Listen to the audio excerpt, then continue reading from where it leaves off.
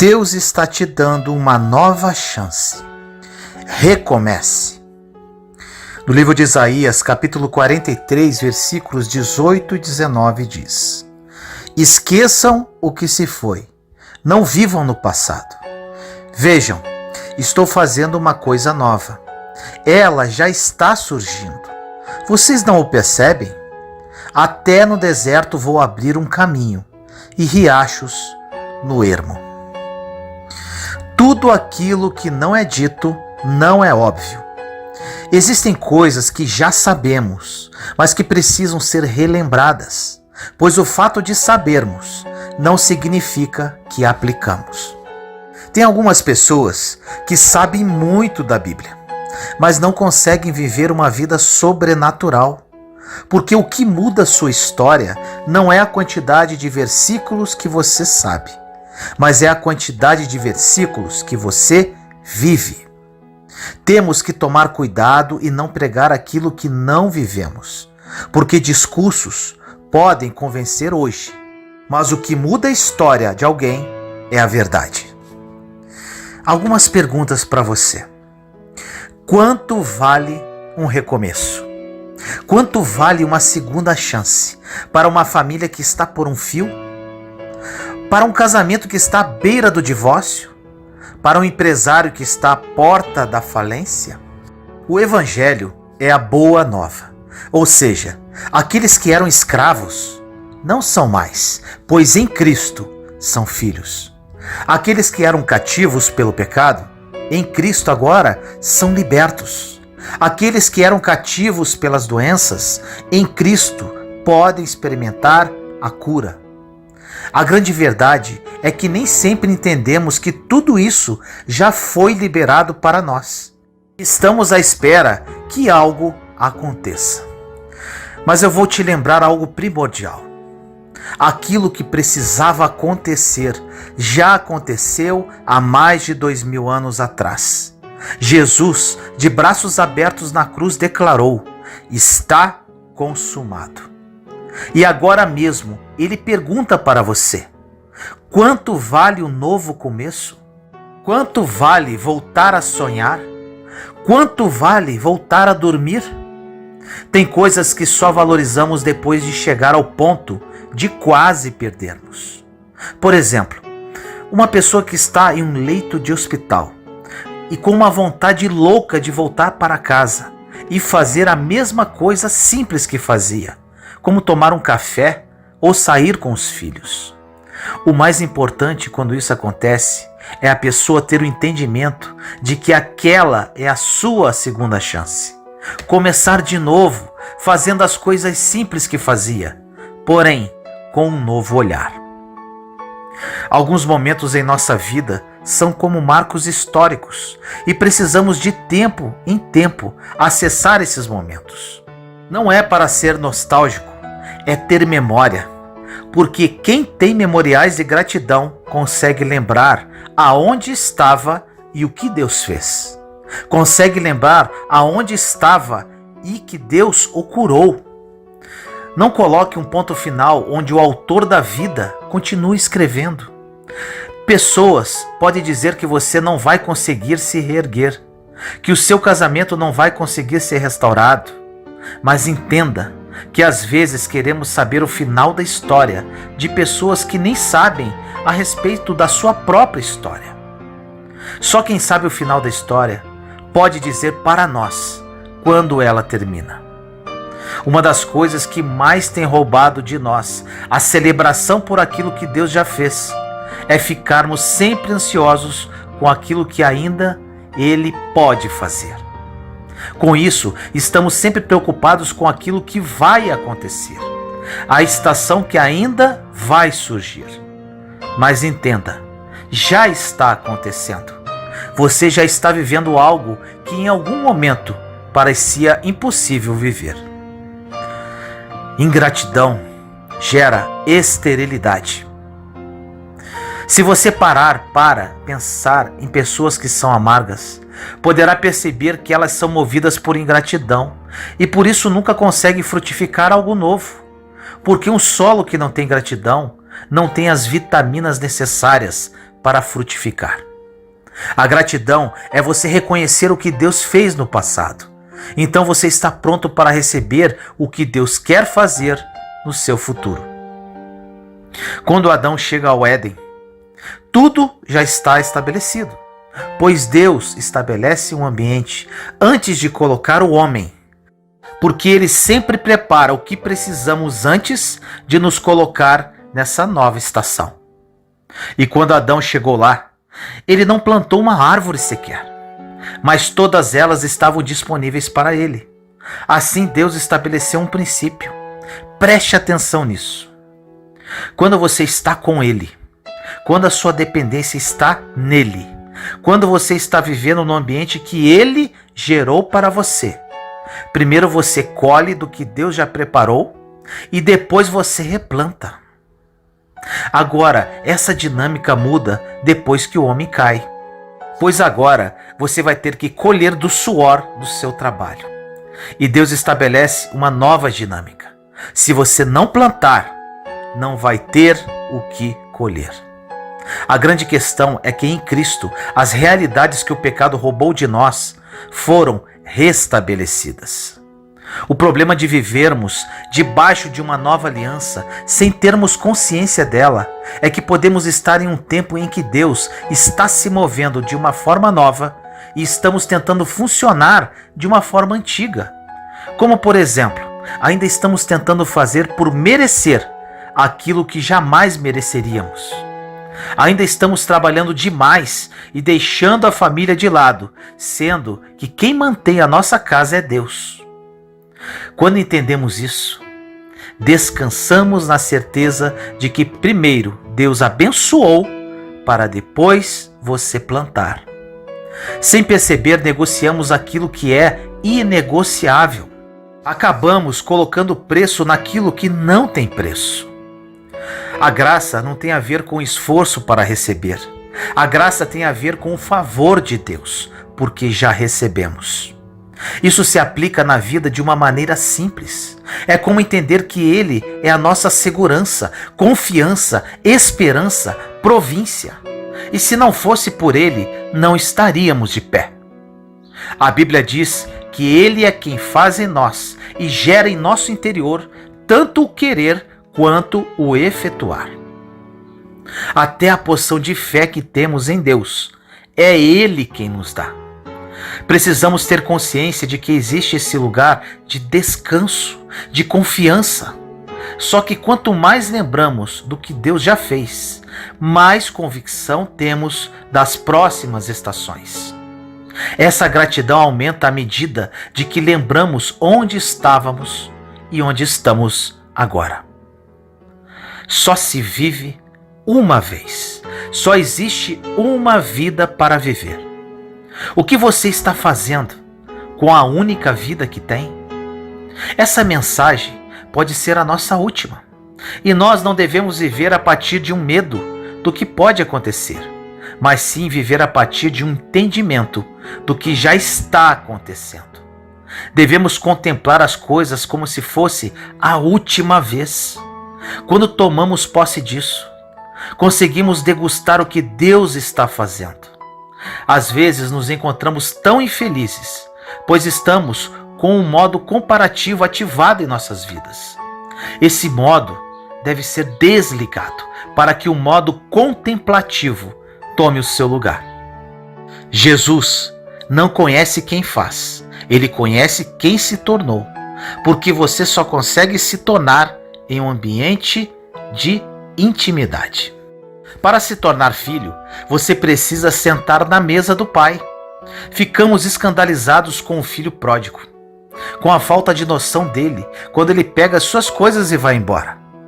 Mas o pior é o filho que permanece, porque ele continua em uma perspectiva de auto-justificação.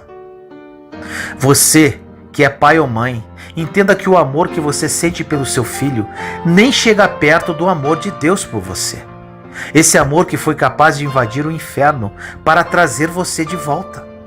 Deus quer fazer mais do que você imaginou, do que você pensou, do que você já penetrou em seu coração. No livro de Lucas, capítulo 17, versículos de 11 a 19 diz: A caminho de Jerusalém, Jesus passou pela divisa entre Samaria e Galiléia. Ao entrar num povoado, 10 leprosos dirigiram-se a ele. Ficaram a certa distância e gritaram em alta voz: Jesus, mestre, tem piedade de nós. Ao vê-los, ele disse: Vão mostrar-se aos sacerdotes. Enquanto eles iam, foram purificados. Um deles, quando viu que estava curado, voltou louvando a Deus em alta voz. Prostrou-se aos pés de Jesus e lhe agradeceu. Este era samaritano. Jesus perguntou: Não foram purificados todos os 10? Onde estão os outros 9? Não se achou nenhum que voltasse e desse louvor a Deus, a não ser este estrangeiro. Então ele lhe disse: Levante-se e vá, a sua fé o salvou. 10 homens tiveram um encontro com Jesus e foram curados, mas só um voltou para falar. O que aprendemos com essa história é que o fato de recebermos de Deus não significa que caminhamos com Ele, e caminhar com Ele não significa ter plena revelação do que Ele é. Não tem como caminhar ao lado de Deus sem usufruir plenamente de quem Ele é. Muitos estão em uma igreja e não vivem plenamente as promessas que Deus tem. Tudo aquilo que você já sonhou para você, para a sua casa, todo sonho que você tem, todo milagre que você espera, não se compara com aquilo que Deus ainda deseja fazer. Quando chegamos no limite da nossa imaginação, ainda não chegamos nem no início da imaginação de Deus. O que Deus nos deixa claro é que mesmo que se demorássemos toda a eternidade, não conseguiríamos acessar a riqueza de detalhes que Ele colocou em cada coisa que criou. Por mais que você possa desenhar o seu futuro, não se compara com os desenhos que Ele já fez para você. Como diz o pastor Tiago Brunet, às vezes nós desejamos coisas grandes, mas a nossa visão para enxergar o futuro em Deus é infantil. Não temos que tentar entender a complexidade do que Deus preparou para nós, pois você não foi chamado para entender, você foi chamado para usufruir. Então não se preocupe em como vai ser. Confie em quem prometeu. Tem coisas que Deus vai fazer através de nós e em nós, que não vai fazer sentido, mas Ele nos diz para não deixar o sentido limitar aquilo que Deus pode fazer. Ele não se move segundo a voz, segundo o natural. A essência dele se move a partir do sobrenatural. É quando o natural se rende ao sobrenatural que Deus se revela. O mesmo Jesus que chamou Lázaro para fora é aquele que reina sobre o mundo hoje. Você precisa de um renovo. Renovo significa galho novo que brota no topo de uma árvore recém-cortada e que dá origem a uma nova árvore. E essa nova árvore cresce mais forte. Quando Deus fala que tem para nós um renovo, quer dizer que por mais que algumas coisas tenham sido cortadas lá na sua base, Ele não precisa que você vá para outro lugar para fazer. Ele faz no mesmo lugar. Deus não precisa que mudemos coisas para que Ele faça. Existem pessoas que mudam de lugar, cidade, emprego, esposa e nada muda. Porque Deus não quer que você mude as circunstâncias externas. Ele quer transformar você por dentro. Não tem a ver com o lugar que você está, e sim em quem você tem se tornado. É exatamente no lugar onde você foi humilhado que Deus quer fazer o novo. Deus pega aquilo que parece loucura para os homens e renova com o poder dele. E aquilo que parece loucura para o mundo, para os que creem, é poder dele. Aquilo que um dia tentou paralisar a sua vida vai ser um novo começo. Creia e tome posse desta palavra. Deus tem um plano mais que perfeito para a sua vida e quer realizá-lo a partir de hoje. Apenas decida e comece de novo. Ore comigo assim: Senhor amado, nos colocamos em sua santa presença neste momento. Eu, meus irmãos e irmãs em Cristo Jesus.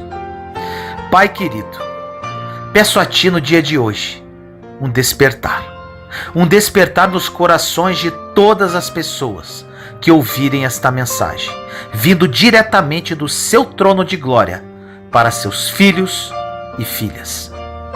Pai, muitos cativos presos ao passado, paralisados na vida, perdidos e sem saber por onde começar.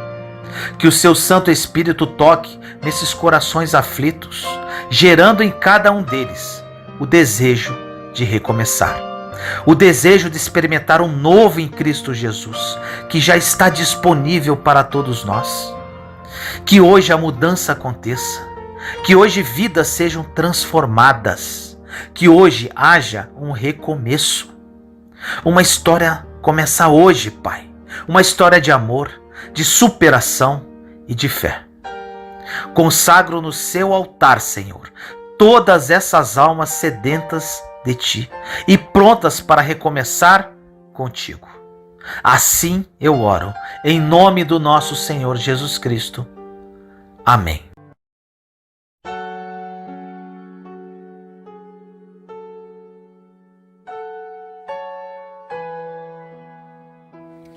Peça sabedoria. No livro de Tiago, capítulo 1, versículos de 5 a 8 diz: E se algum de vós tem falta de sabedoria, peça a Deus, que a todos dá liberalmente e não o lança em rosto, e se-lhe-á dada.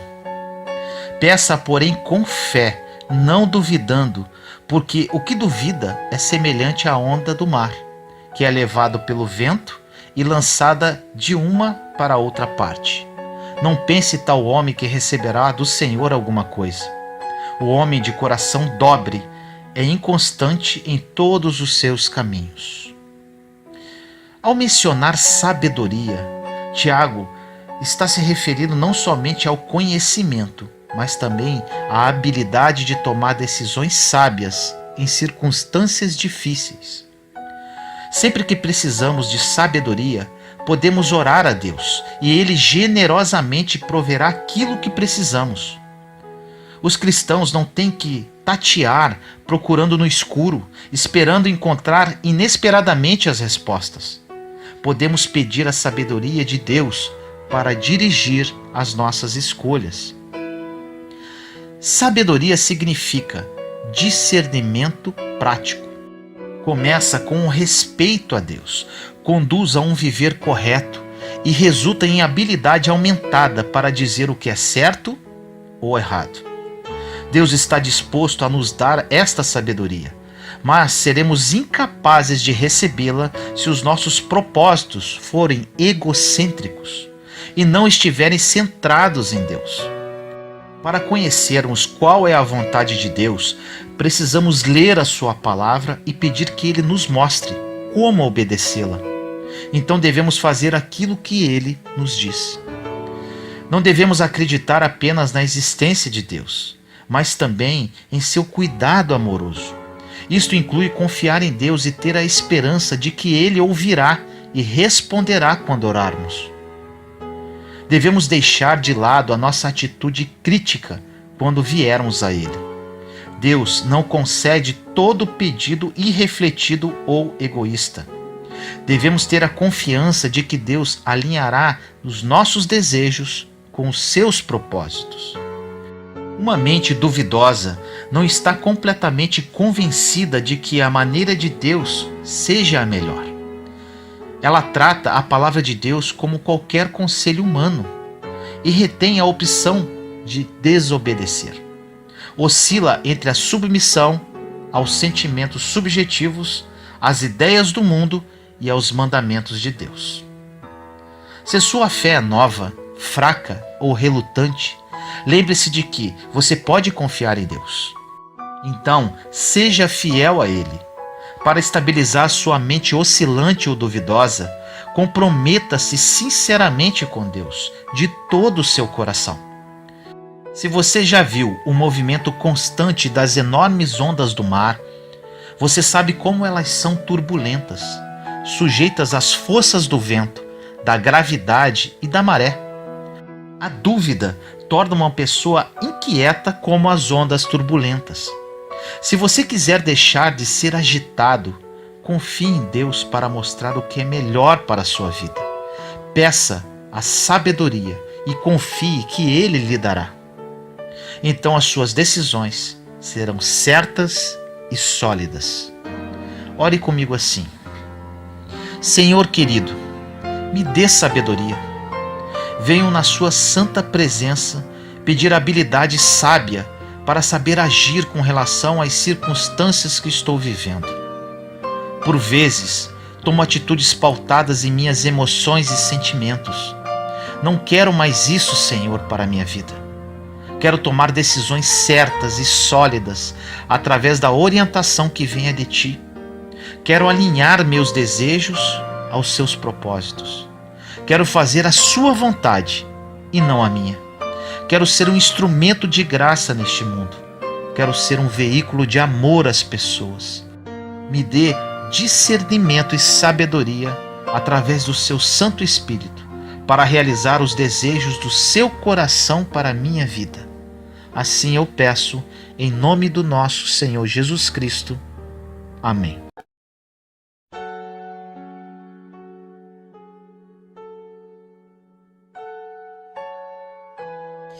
Como alcançar a tão sonhada felicidade, segundo Jesus?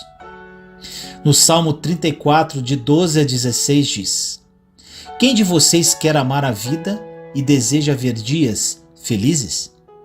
Guarde a sua língua do mal e os seus lábios da falsidade. Afaste-se do mal e faça o bem.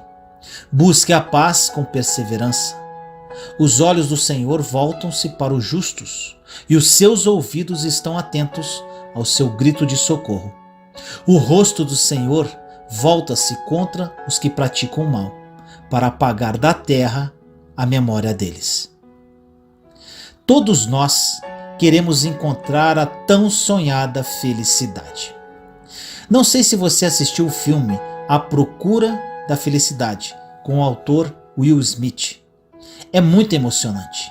Eu me emocionei muito e acredito que você também. Pois assim como no filme, todos nós estamos buscando felicidade. Mas parece que ela nunca vem. Ou quando vem, logo vai embora. O problema é que nós aprendemos errado sobre como encontrar a felicidade.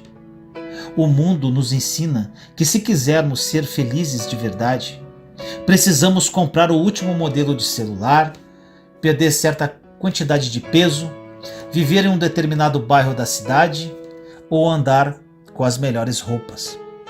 Mas precisamos entender que a felicidade não é encontrada em coisas.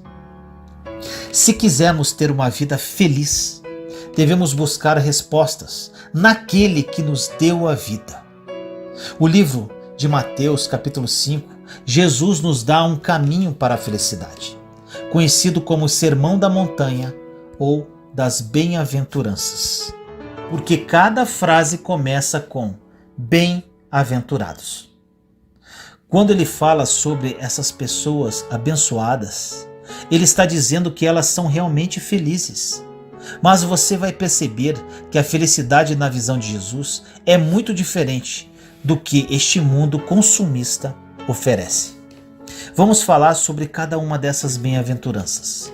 Primeiro, no versículo 3 diz: Bem-aventurados os pobres em espírito, pois deles é o reino dos céus. Você precisa reconhecer a sua necessidade de Deus. Não basta somente dizer que precisa dele, mas viver com um coração quebrantado e entender que só a graça e a misericórdia dele pode transformar a sua vida.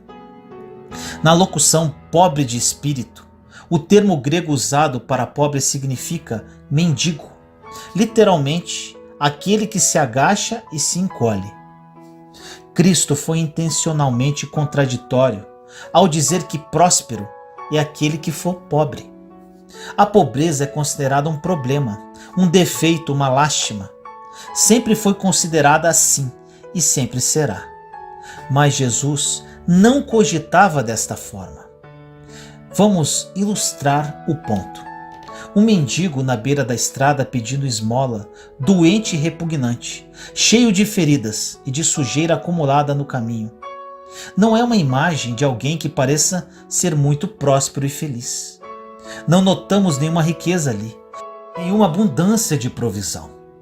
Não nos parece direito dizer que um mendigo pode ser bem-aventurado. De fato, ser pobre de bens não garante pobreza de espírito e nem felicidade. Assim como a própria riqueza em si não gera felicidade. Na verdade, os pobres financeiramente possuem mais chance de compreender a verdade de sua miséria e insignificância do que os ricos. O pobre de espírito é alguém profundamente consciente de que sem o auxílio divino ele se torna miserável e completamente carente de valor, sentido e significado. Sua existência é um fracasso total, ele é irrelevante. É um senso de mais profunda e completa humildade. Pobre de espírito é aquele que, não importando as condições materiais ou sociais em que se encontra, sabe que depende única e exclusivamente de Deus e que em si mesmo é nada. Ele sabe que somente no Senhor é que ele terá provisão para ser feliz. Em resumo, é um espírito humilde. No versículo 4 diz: bem-aventurados os que choram, pois serão consolados. Entenda que neste mundo você sentirá dor e tristeza, mas a sua felicidade está em ser consolado por Deus. Quando estamos chorando, podemos estar sofrendo com problemas, magoados, perdemos um relacionamento, um emprego, ou às vezes nos decepcionamos com pessoas que amamos. Na verdade, existem várias formas para que sejamos magoados ou feridos. Quando estamos tristes e choramos, somos abençoados, porque segundo a Bíblia somos consolados pelo Senhor. É um privilégio. O conforto de Deus é maravilhoso. Com Ele podemos desabafar e abrir nosso coração, falar absolutamente tudo o que estamos passando e sentindo. E Ele, com sua infinita misericórdia, nos consolará como nenhum ser humano seria capaz de substituir. Você pode até buscar o consolo com pessoas, porém apenas o Senhor poderá aliviar o seu sofrimento de forma eficaz. Quando nos derramamos em sua presença, sentimos um verdadeiro alívio em nossa alma. O Senhor quer essa intimidade conosco. Ele é o Deus Todo-Poderoso, mas ao mesmo tempo é um Pai amoroso e misericordioso. Ele nos consola com seu amor incondicional. Chorar é uma forma de expressar o que sentimos. Choramos quando nos sentimos tristes, desanimados, frustrados, arrependidos, com dor. Chorar não é errado. Quando uma coisa nos entristece, chorar é a resposta natural. Muitas pessoas na Bíblia, incluindo Jesus, choraram. Deus consolará quem chora. O choro não durará para sempre. A alegria voltará. Mas enquanto estamos tristes, podemos chorar na presença de Deus, sabendo que Ele nos entende e está do nosso lado. No céu não haverá mais choro. O choro é bom e liberta daquilo que não nos faz bem. Chore e se derrame na presença do Senhor. 3. No versículo 5 diz: bem-aventurados os humildes, pois eles receberão a terra por herança. Confie em Deus como a sua única fonte de força e provisão. São palavras surpreendentes essas do Senhor Jesus. Será que os mansos podem herdar a terra? Não são os poderosos e valentes deste mundo que tem condições de herdar a terra e possuir muitas riquezas? Esse é o pensamento do mundo. Os valentes e poderosos é que são felizes, pois eles têm muitas riquezas. Mas, para Jesus, felizes são os mansos, pois estes herdarão a terra. Como cristãos, não devemos seguir o pensamento do mundo, mas o pensamento de Cristo. Ele não está falando palavras vazias e sem sentido, mas palavras de grande valor e importância para os filhos de Deus. Cabe a nós atentar para o seu ensino, aprender e aplicar em nossas vidas o que ele tem a nos ensinar. 4. Versículo 6 diz: Bem-aventurados os que têm fome e sede de justiça, pois serão satisfeitos. Escolha fazer a coisa certa, mesmo quando tudo estiver difícil. Não engane ninguém, nem se alegre com as coisas erradas. Jesus fala sobre a sensação de ter fome e sede. Mas o Senhor Jesus não está falando da fome e sede naturais que todos os seres humanos têm por alimento e água, mas de uma fome e sede espirituais.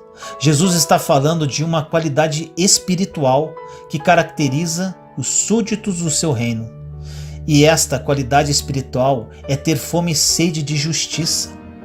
Todos os homens têm fome e sede naturais de comida e bebida, mas a fome e sede de justiça não é comum a todos.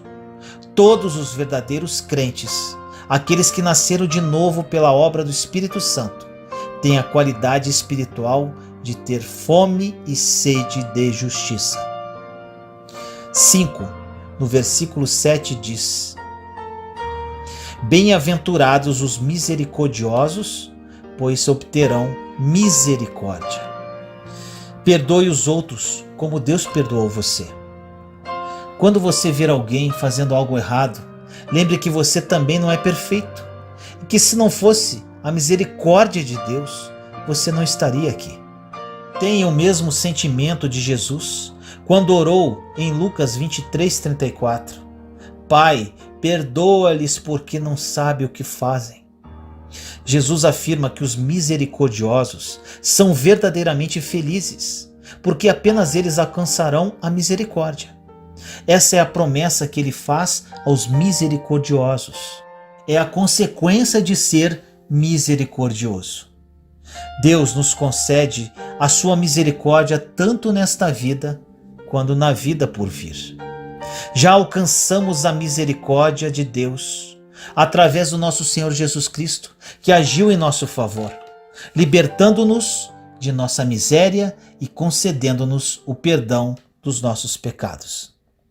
No dia do juízo, quando Jesus vem para julgar os vivos e os mortos, vamos contemplar com os nossos próprios olhos a grandeza da misericórdia de Deus para conosco, ao sermos libertos do castigo que merecíamos. Veremos os ímpios serem castigados eternamente e nós livres para viver com Cristo. Sendo assim, na glória seremos eternamente gratos ao nosso Deus pela misericórdia com que nos alcançou em Cristo. Felizes os misericordiosos, porque já alcançaram e ainda alcançarão a misericórdia de Deus. 6, no versículo 8 diz: Bem-aventurados os puros de coração, pois verão a Deus. Busque a Deus com um coração de criança, cheio de fé e amor. E quando olhar para os outros, lance fora todo preconceito e julgamento. Esta bem-aventurança é considerada uma das declarações mais surpreendentes do Senhor Jesus em todo o seu ensino. São de fato palavras maravilhosas e de grande importância para os filhos de Deus. A pureza de coração não é uma qualidade natural do homem, mas é resultado da obra graciosa de Deus na vida do crente. A verdade é que todos nós nascemos com um problema sério de coração. Não estou me referindo a nenhum tipo de doença cardíaca, mas ao sério problema do pecado que herdamos de nossos primeiros pais, Adão e Eva.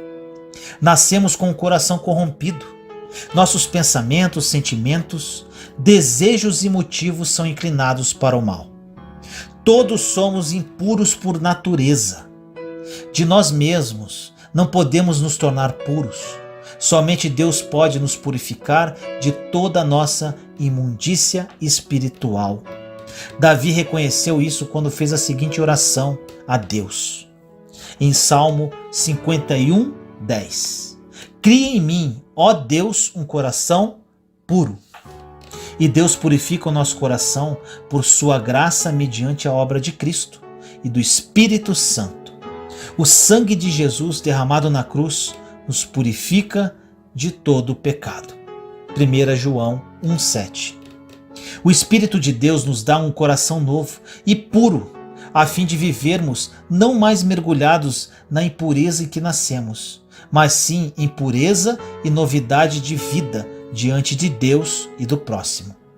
Não quer dizer que já somos totalmente puros e perfeitos e que não podemos mais pecar nesta vida. Por outro lado, o Espírito que em nós habita nos dá o sincero desejo e alegria de viver já, agora, em santificação e pureza para a glória de Deus. O Espírito nos capacita a sermos puros e, ao mesmo tempo, a Bíblia ensina acerca de nossa responsabilidade de purificar o nosso coração de todo o pecado. Tiago 4,8, 2 Coríntios 7,1. O Senhor Jesus nos dá condições de sermos puros de coração e por isso requer de nós que sejamos puros de coração. 7. Versículo 9 diz: Bem-aventurados os pacificadores, pois serão chamados filhos de Deus. Seja o primeiro a parar a briga. Se você sabe que se ao falar algo você aumentará a discussão e fofoca, então fique quieto. Essa paz bíblica que vem de Deus é totalmente diferente da paz do mundo. O mundo busca uma paz que se limita apenas à ausência de guerras e conflitos. Porém, a paz de Deus é mais do que isso. É uma paz completa que expressa um relacionamento restaurado entre o homem e Deus e, consequentemente, entre os homens. Essa é a verdadeira paz que Deus oferece ao pecador na sua palavra. Essas palavras constituem a 7ª bem-aventurança, na qual Jesus afirma que uma das qualidades espirituais dos seus discípulos é que eles são pacificadores.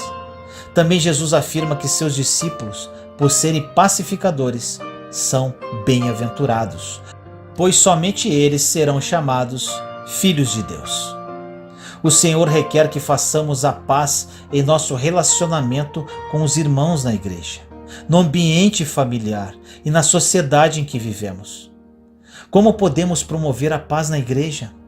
A promoção da paz na igreja é a responsabilidade de cada cristão.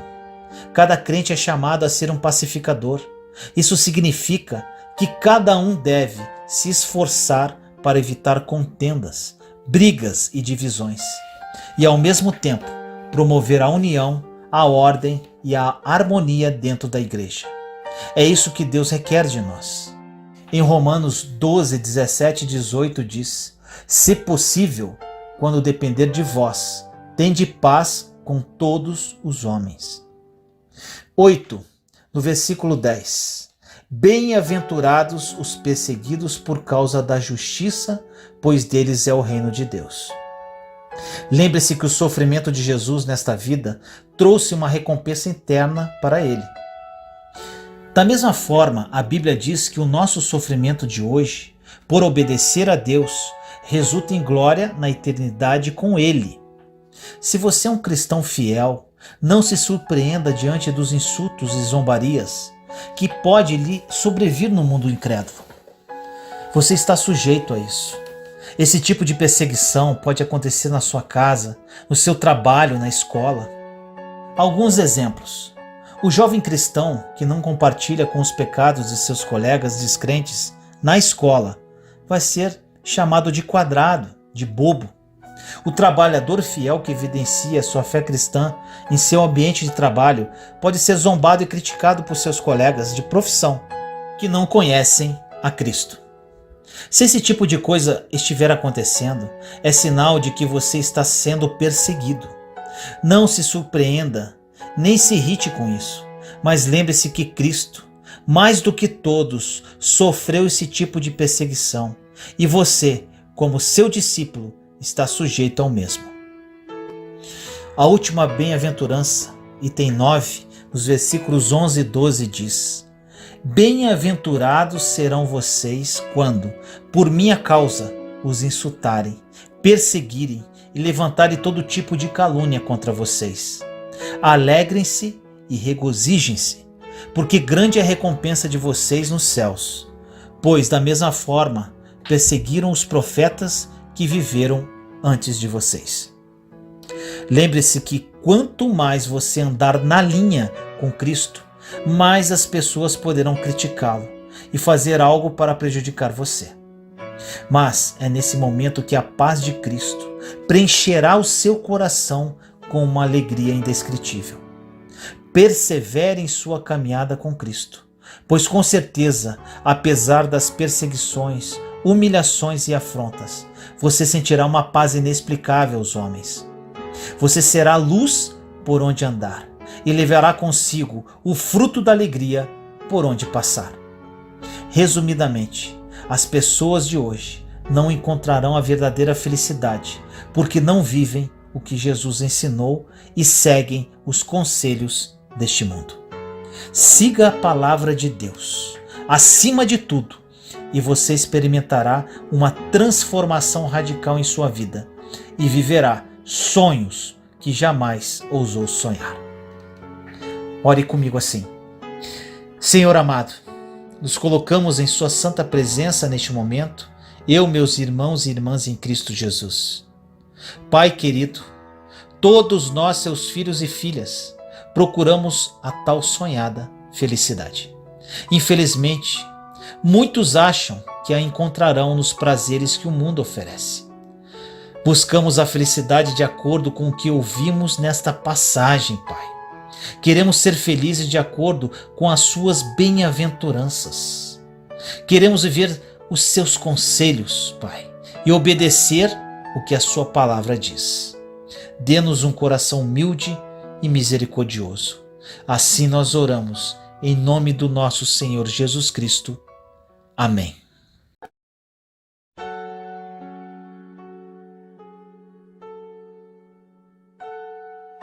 No próximo ano, não cometa esses pecados.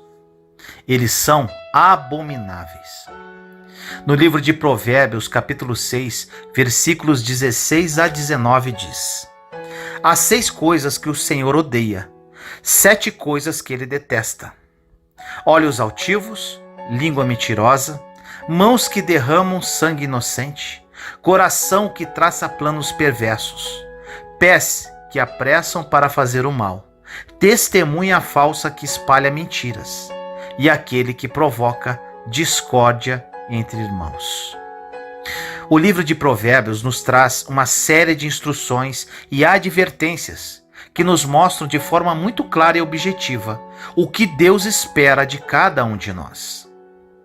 E conforme o escritor nos revela, o caminho que devemos seguir também aponta as atitudes que devemos evitar e os pecados que Deus odeia que pratiquemos. E é exatamente isso que acontece no capítulo 6, que você ouviu no início da mensagem. Nesses versículos, o rei Salomão nos revela 7 pecados que o Senhor odeia e que devemos tirar de nossas vidas, caso queiramos ter um relacionamento íntimo com Ele. Por isso, eu vou te mostrar que nenhum de nós está livre de cometer algum desses erros. Vamos falar sobre esses pecados pontualmente. O primeiro pecado, que diz no versículo: olhos altivos. Ter olhos altivos significa ser soberbo, orgulhoso, se achar melhor que as outras pessoas por qualquer motivo que seja. Esse é um pecado tão perigoso que a Bíblia diz que ele leva à ruína e à queda. Provérbios 16, 18.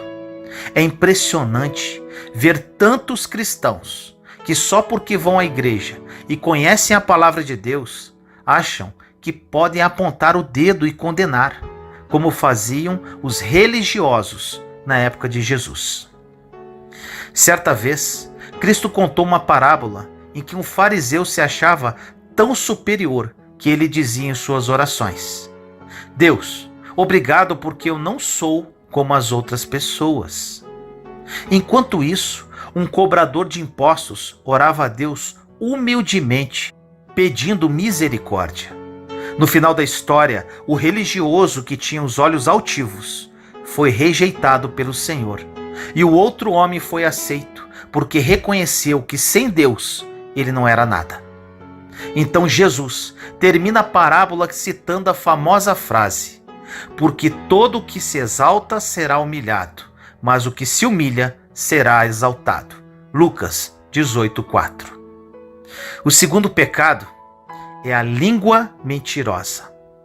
O cristão deve ser conhecido como um povo que vive na verdade e luta por ela, custe o que custar. Por isso devemos fugir de todas as formas de mentira. Caso contrário, estaremos fazendo a vontade do inimigo. Veja o que Jesus disse aos mentirosos em João 8,44. Vocês pertencem ao pai de vocês, o diabo, e querem realizar o desejo dele. Ele foi homicida desde o princípio e não se apegou à verdade, pois não há verdade nele. Quando mente, fala a sua própria língua, pois é mentiroso e pai da mentira. Muitas vezes queremos mostrar aos outros aquilo que não somos e por isso mentimos.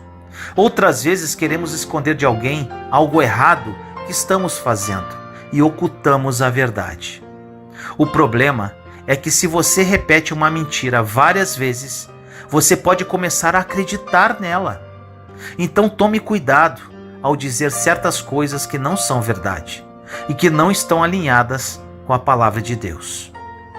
O que você precisa, na verdade, é mudar o seu coração, porque Jesus disse que a boca fala do que o coração está cheio. Mateus 12:34. Então peça ao Senhor que transforme a sua vida a partir de hoje. O terceiro pecado é mãos que derramam sangue inocente. Quando se fala em derramar sangue inocente, logo pensamos em crimes de assassinato. E é verdade que tirar a vida de outra pessoa é algo gravíssimo, pois a vida é um dom divino e ninguém tem o direito de destruí-la. Mas esse pecado vai além de causar a morte de alguém. Ele também trata de agressões físicas. Quantos maridos aparentam ser homens bons dentro da igreja, mas quando estão em casa, se transformam e são violentos com suas esposas e filhos? Deus odeia isso. Todos nós conhecemos o mandamento: não matarás. Porém, quando Jesus estava no Monte das Oliveiras, ele ensinou a essência dessa ordem e disse algo interessante em Mateus 5, versículos 21 e 22, que diz: Vocês ouviram o que foi dito aos seus antepassados: não matarás. E quem matar estará sujeito a julgamento. Mas eu lhes digo que qualquer que se irar contra seu irmão estará sujeito a julgamento. Também qualquer que disser a seu irmão, racá, será levado ao tribunal. E qualquer que disser, louco, corre o risco de ir para o fogo do inferno. Jesus afirmou que o assassinato também pode estar nas nossas palavras e emoções. Só pelo fato de guardarmos ódio no coração contra alguém, já significa que estamos desobedecendo o sexto mandamento. Como disse o apóstolo João, em 1 João 3,15, todo aquele que odeia seu irmão é assassino. Que Deus nos capacite a respeitarmos a vida e amarmos as pessoas, inclusive os nossos inimigos. O quarto pecado, o coração que traça planos perversos. Quando Satanás lança uma semente do mal contra nós, ela pode se instalar em nosso coração. Por isso devemos protegê-lo e não permitir que essa semente brote e gere frutos amargos. Porque Deus não se agrada das pessoas que têm um coração mau. onde só há intenções ruins, como o rancor, o ódio, a inveja, o desejo de vingança, entre outros sentimentos. Então, tome muito cuidado.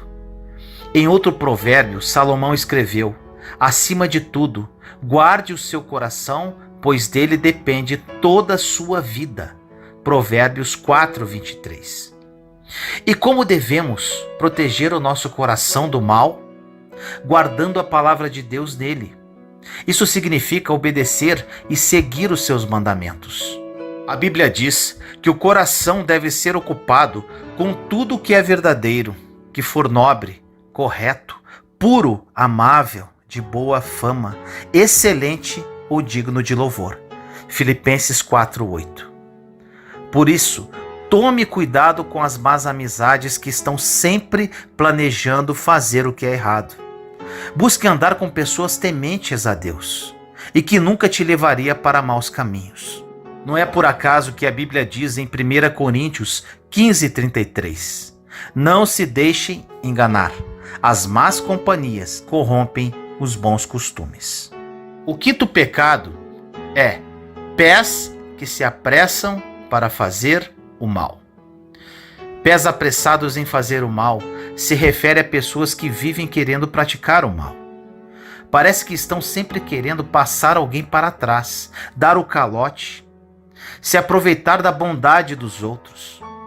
Porém, o rei Salomão disse que quem permanece na justiça viverá, mas quem sai em busca do mal corre para a morte. Provérbios 11:19. Ou seja, quem faz o mal está cavando o próprio buraco. Existem muitas pessoas que se dizem cristãs, que são mal pagadores, não honram seus compromissos e prejudicam os outros de todas as formas, achando que não haverá consequências. Mas estão completamente enganados, porque Deus é amor, mas também é justiça. E não podemos esquecer que fazer o mal também está relacionado com o pecado. Muitas vezes nós ficamos pensando em maneiras de pecar e satisfazer nossos desejos. Por isso devemos pedir a Deus que tire de nós o desejo pelas coisas mundanas.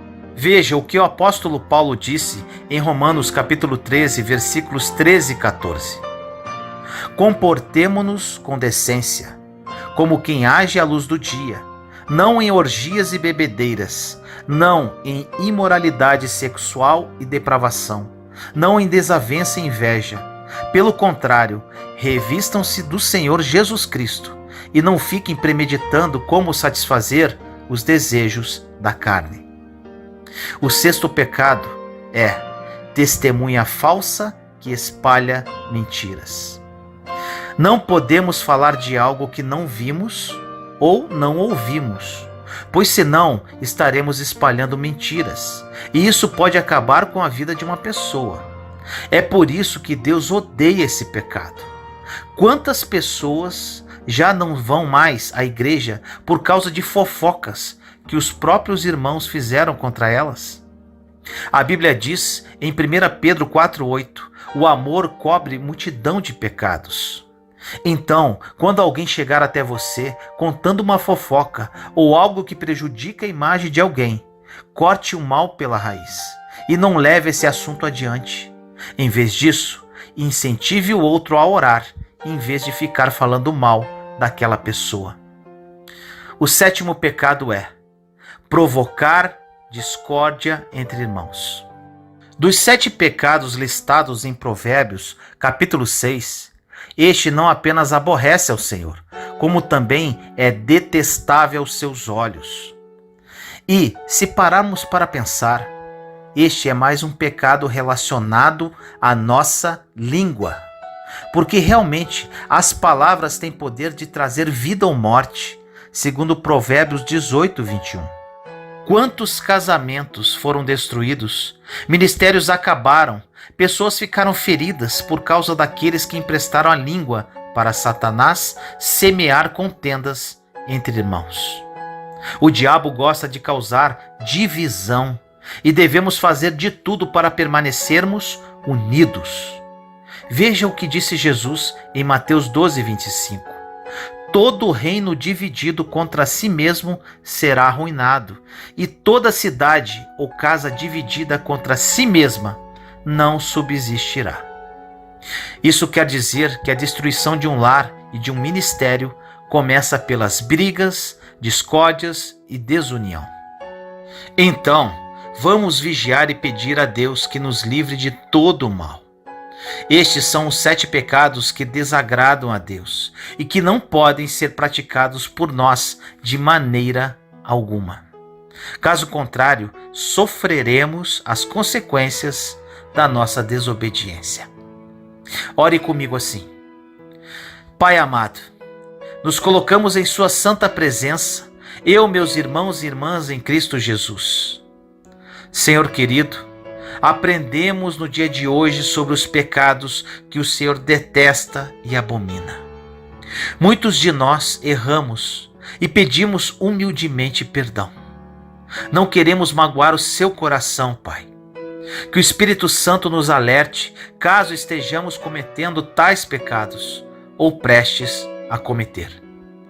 Queremos, Senhor, viver segundo a sua vontade e não segundo os nossos próprios desejos. Queremos estar sempre perto do seu coração. Sabemos que se cometermos esses pecados, sofreremos as consequências. Ajude-nos, Pai. Nos dê a graça e discernimento para andarmos segundo os seus caminhos. Assim nós oramos, em nome do nosso Senhor Jesus Cristo. Amém.